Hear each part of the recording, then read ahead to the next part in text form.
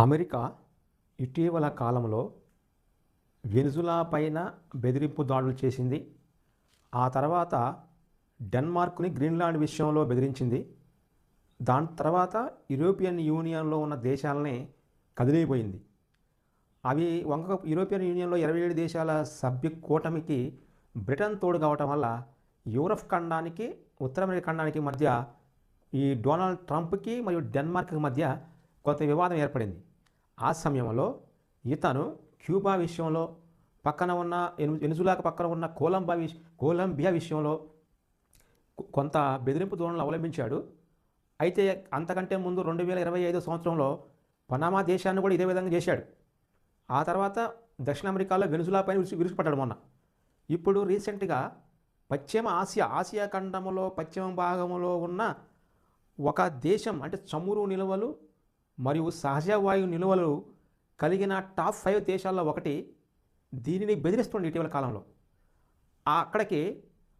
అక్కడ USS Abraham Lincoln అనే ఒక యుద్ధ వాహక నౌకను కూడా ఆ దేశం యొక్క సముద్ర జలాలలోకి తీసుకొచ్చి ఏర్పాటు చేశాడు.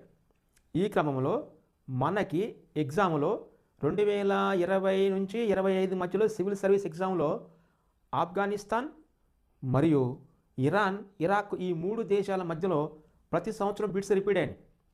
అంతకుముందు నల్ల సముద్రం బ్లాక్ సీ దగ్గర ఉన్న ఉక్రెయిన్, బెలారస్, పోలాండ్ దేశాలకి సరిహద్దులు అడిగేవాడు. ఒకసారి ఆఫ్ఘనిస్తాన్ సరిహద్దులు అడిగాడు, ఒకసారి మన ఇరాక్ సరిహద్దులు అడిగాడు. అలా పశ్చిమాసియా ప్రాంతంలో ఎక్కువగా బిట్లు వస్తూ ఉంటాయి. ఇది ఎందుకంటే మధ్యయుగ భారతీయ చరిత్రలో కూడా ఇవి ప్రముఖమైన స్థానాన్ని పొందినాయి. ఇవి ఇప్పుడు మ్యాప్లో కనిపిస్తున్నది మనకి ఈ ఇరాన్ దేశాన్ని బెదిరింపు ధోరణికి దిగుతుండో మన పెద్దన్న డొనాల్డ్ ట్రంప్ అగ్రరాజ్యానికి అధినేత. ఇరాన్ దేశం గురించి మనం సమాచారాన్ని తెలుసుకొని ఉండాలి.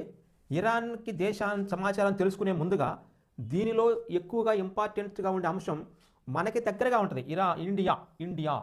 ఇండియా ఫస్ట్ దాని గురించి తెలుసుకునే ముందు ఇండియాకి ఇది జస్ట్ పాకిస్తాన్ దేశాన్ని దాటితే అది ఇరానే. అంటే అఖండ భారతదేశం అంటే ఇంతవరకు ఇది మనదే. ఇది గతంలో ప్రీవియస్లో మన కిందే ఉండేది. ఈ పార్ట్ మొత్తం ఇండియాకు సంబంధించింది. అరేబియా సముద్ర జలాల్లో పార్ట్ ఇది. అది పాకిస్తాన్ 1947 ఆగస్టు 14వ తారీఖున విడిపోకపోతే ఇండియాలోనే విభజన జరగకపోతే ఇండియాలో ఉండేది. అప్పుడు మనకి భారతదేశానికి సరిహద్దుగా ఉన్న దేశం ఇరాన్ అయ్యేది. కానీ తర్వాత ఇండియన్ ఓషన్, హిందూ మహాసముద్రంలో అరేబియా సముద్ర తీరంలో ఈ ఇండియా మరియు పాకిస్తాన్ విడిపోయినాయి 1947లో. విడిపోవడం వల్ల మనకి ఆ ఇరాన్ సరిహద్దు లేదు. రెండవది, నెక్స్ట్ ఇక్కడ ఉన్న దేశాన్ని టర్కీ అంటారు. ఈ టర్కీ ఐరోపా ఖండంలో ఉన్న పార్ట్ ఇది. ఇక్కడ ఉన్నది బల్గేరియా. అంటే ఐరోపా ఖండంలో బల్గేరియా తర్వాత టర్కీలో భాగం ఇది. అది మధ్యధరా సముద్రంకి సరిహద్దుగా ఉంటుంది. ఈ మధ్యధరా సముద్రము నుండి, అంటే ఆ సముద్రం నుండి రాకుండా ప్రజలు ఇలా టర్కీ మీదుగా, అంటే యురేషియాలో, అంటే యూరప్లో ఆసియాలో భాగంగా ఉన్న టర్కీ మీదుగా ఇరాక్ నుంచి ఇరాన్ వచ్చి ఇరాన్ మీదుగా భారతదేశం వచ్చేవాళ్ళు. అంటే అఖండ భారతదేశం. అప్పుడు ఇలా వాళ్ళు ప్రయాణించేవాళ్ళు ఆ రోజుల్లో. అంటే మన భారత భూభాగానికి దగ్గరగా జస్ట్ భారత భూభాగము ఇరాన్, ఇరాక్, టర్కీ. తర్వాత ఉన్నది మన ఐరోపా ఖండం. అక్కడ ఉన్నటువంటి వ్యాపారులు ఈ భారతదేశానికి వాణిజ్యం కోసం రావాలంటే భూమార్గంలో ఇలా వచ్చేవాళ్ళు. అంటే ఇరాన్ దాటి వచ్చేవాళ్ళు. ఆ ఇరాన్ని దాటి వచ్చే క్రమంలో మన భారతదేశంకి వ్యాపార మార్గానికి వచ్చేటప్పుడు టర్కీ అక్కడ ఉన్నటువంటి రాజులు ఈ భూభాగం యొక్క గేటు మూసివేశారు. అప్పుడే కనుగొనబడినవి మన భారతదేశానికి సముద్ర మార్గము మరియు ఎర్ర సముద్రం యొక్క మార్గం కనుగొనబడింది. ఎర్ర సముద్రం యొక్క మార్గం ఇలా కనుగొనబడింది. ఇలా వచ్చి ఇలా భారతదేశం రావడం జరిగింది. అప్పుడులో భూభాగం ద్వారా వచ్చేవాళ్ళు, తర్వాత సముద్ర మార్గం ద్వారా వస్తున్నారు. ఇది Red Sea. Present Red Sea ఇదే. ఐరోపా ఖండానికి దక్షిణ ఆసియా అంటే భారతదేశము, పశ్చిమ ఆసియా అంటే ఇది ఈ పార్ట్ అన్నమాట. పశ్చిమాసియాలో భాగం టర్కీ, సిరియా మరియు ఇజ్రాయిల్, జోర్డాన్ మరియు Saudi Arabia, Oman, UAE, next Qatar, Kuwait, Iraq, next Iran. ఈ మొత్తం పశ్చిమ ఆసియాలో దేశాలు. ఈ పశ్చిమ ఆసియాలో దేశాలు వీటిని అరేబియా ద్వీపకల్ప దేశాలు అంటారు. అరేబియా ద్వీపకల్ప దేశాలు ఇవి భూభాగం నుంచి అప్పుడు వచ్చేవాళ్ళు ఇండియాకి. అంటే అంతకుముందు సముద్ర మార్గం నుంచి వచ్చేవాళ్ళు. అంటే భూభాగంలోనే సముద్ర మార్గం కనిపెట్టారు. దీన్ని ఇప్పుడు మనకి ఎగ్జామినేషన్ పాయింట్లో కావలసిన అంశము ఎగ్జామినేషన్గా మనకి ఎగ్జామ్లో ప్రజెంట్ రావడానికి ఆస్కారం ఉన్న అంశాలను తీసుకోవాలి. తీసుకునే క్రమంలో ఇరాన్ దేశానికి, ఇరాన్ కంట్రీ, ఇదిగో ఇరాన్ మ్యాపు ఇలా ఉంటుంది. ఈ ఇరాన్ మ్యాప్కి అంటే ఇరాన్ దేశానికి సరిహద్దుగా ఉన్న దేశాలు ఎగ్జామ్లో అడుగుతూ ఉంటాడు. సరిహద్దు దేశాలు, ఆ సరిహద్దు దేశాలతో పాటుగా సరిహద్దు జలాలు కూడా మనకే అవసరం. ఎందుకంటే ఇక్కడ ఇరాన్ దేశానికి మన భారతదేశానికి దౌత్య సంబంధాలు మంచిగానే ఉన్నాయి. ఇప్పుడు దీనికి ఉన్న సరిహద్దు దేశాలు చూద్దాం. ఇరాన్ దేశానికి ముందుగా పాకిస్తాన్ 1వ సరిహద్దు, నెక్స్ట్ 2వది ఆఫ్ఘనిస్తాన్ 2వ సరిహద్దు, 3వది తుర్క్మెనిస్తాన్ ఇది 3వ సరిహద్దు.